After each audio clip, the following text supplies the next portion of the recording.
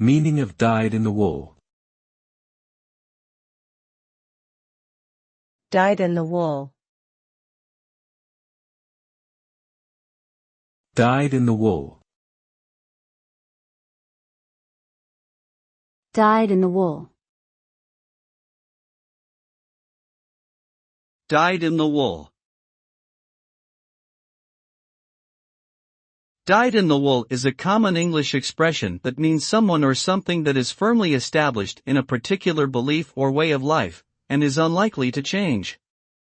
It refers to the process of dyeing wool, in which the dye penetrates deeply into the fibers and becomes an integral part of the fabric. Similarly, something described as dyed in the wool is deeply ingrained and difficult to alter. This phrase can be used to describe people with strong convictions or beliefs, or traditions that are deeply ingrained in a culture.